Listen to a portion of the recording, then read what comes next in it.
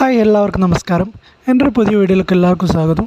അപ്പോൾ നമ്മളെ വീടിൻ്റെ താഴെ ട്രൈബൽ പ്ലസ് ഫണ്ട് വരാത്തത് എന്താണെന്ന് കൂടുതൽ കമൻറ്റ് ഇപ്പോൾ നിലവിൽ വന്നുകൊണ്ടിരിക്കുന്നത്, അതായത് 100 ദിവസത്തെ കൂടുതൽ പണിയെടുത്തതിൻ്റെ കൂലി എന്ന് വരും എന്നുള്ളത്. അതായത് നിലവിൽ കുറേ പൈസ കിട്ടിയിട്ടുണ്ട്, എന്നായിരുന്നാൽ പോലും കുറേ പേർക്ക് കിട്ടാനുണ്ട്.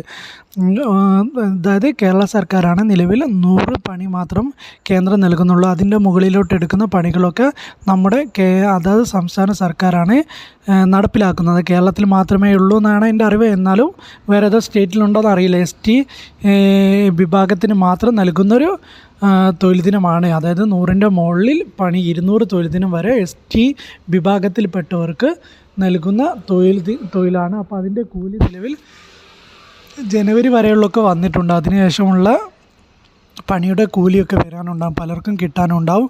അപ്പോൾ അങ്ങനത്തെ കൂലി എന്നാ വരിക എന്നുള്ള കാര്യങ്ങളൊക്കെ ചോദിച്ചിട്ടുണ്ട്.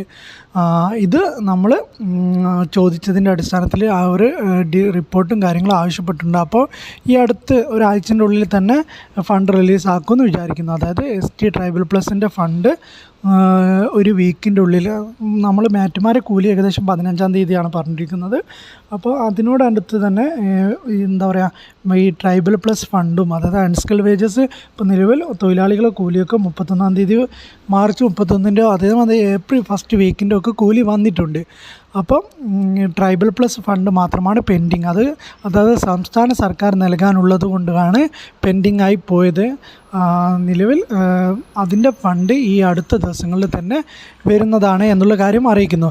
പിന്നെ മാറ്റുമാരെ കൂലി, നമ്മൾ വീടിൻ്റെ താഴെ എപ്പോഴും ചോദിക്കുന്ന മാറ്റുമാരെ കൂലി എന്ന് പറഞ്ഞാൽ നിലവിൽ ഈ ആഴ്ച ഈ ഒരു 15-ാം തീയതിയുടെ ഉള്ളിലാണ് നമ്മളിപ്പോഴും കാണുന്നത് വരും എന്നുള്ള കാര്യം.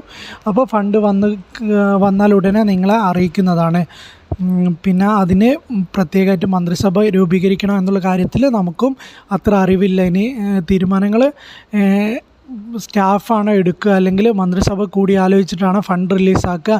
ഇതിന് ഗവൺമെൻറ്റിൻ്റെ ഭാഗത്തു നിന്നുള്ള 25% കൂടി കൂട്ടിയിട്ടാണ് ഫണ്ട് റിലീസാക്കേണ്ടത്.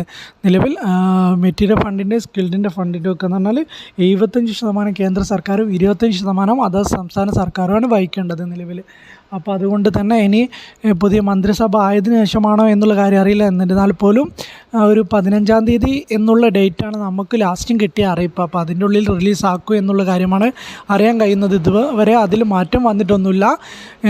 ഏതായാലും 15-ാം തീയതിയുടെ ഉള്ളിൽ മാറ്റുമാർക്ക് കൂലി കിട്ടുമെന്ന് പ്രതീക്ഷിക്കുന്നു. എന്തെങ്കിലും മാറ്റം വരികയോ അല്ലെങ്കിൽ എന്തെങ്കിലും മാറ്റങ്ങളോ അല്ലെങ്കിൽ ഡേറ്റ് കൺഫേം ആയാലോ നിങ്ങളെ ഞാൻ അറിയിക്കുന്നതാണ്. എൻ്റെ വീഡിയോയിലൂടെ ഞാൻ നിങ്ങളെ അറിയിക്കുന്നതാണ്. പിന്നെ നമ്മളെ വാട്സപ്പ് ഗ്രൂപ്പിൽ കുറേ പേര് ജോയിൻ ചെയ്തിട്ടുണ്ട്. അപ്പോൾ നമ്മൾ വാട്സപ്പ് ഗ്രൂപ്പ് ഇന്നൊന്ന് എന്താണെന്ന് അറിയില്ല, ഇന്ന് ലോക്കായിട്ടുണ്ട്. അപ്പോൾ 24 മണിക്കൂർ കഴിഞ്ഞിട്ട് ഓപ്പൺ ആവുള്ളൂ എന്ന് തോന്നുന്നു.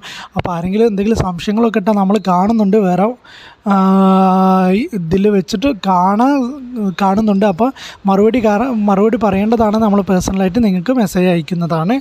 അപ്പോൾ നിലവിൽ വാട്സപ്പ് അക്കൗണ്ട് ലോക്കായിട്ടുണ്ട്. അപ്പോൾ 24 മണിക്കൂറിന് ശേഷമേ മെയിൽ അയച്ചതിൻ്റെ പ്രകാരം 24 മണിക്കൂറിന് കഴിയും ഓപ്പൺ ആവാമെന്നാണ് അറിയിക്കുന്നത്. അപ്പോൾ അതെങ്ങനെ സംഭവിച്ചു നമുക്കറിയില്ല. ഏതായിരുന്നാലും ലോക്ക്ഡ് ആണ് ഇപ്പോൾ, വാട്സപ്പ് ഓപ്പൺ ആവുന്നില്ല. അപ്പോൾ അതുകൊണ്ട് ആരെങ്കിലും ജോയിൻ ചെയ്യാനൊക്കെ താല്പര്യമുണ്ടെങ്കിൽ ഇന്ന് മെസ്സേജ് അയച്ചാൽ അവർക്ക് റിപ്ലൈ ഒന്നും നൽകാൻ സാധിക്കില്ല. അപ്പോൾ നാളെ റിപ്ലൈ നൽകുന്നതാണ്. അപ്പോൾ ഈ വീഡിയോ ഇവിടെ നിർത്തുന്നു. Okay, thank you.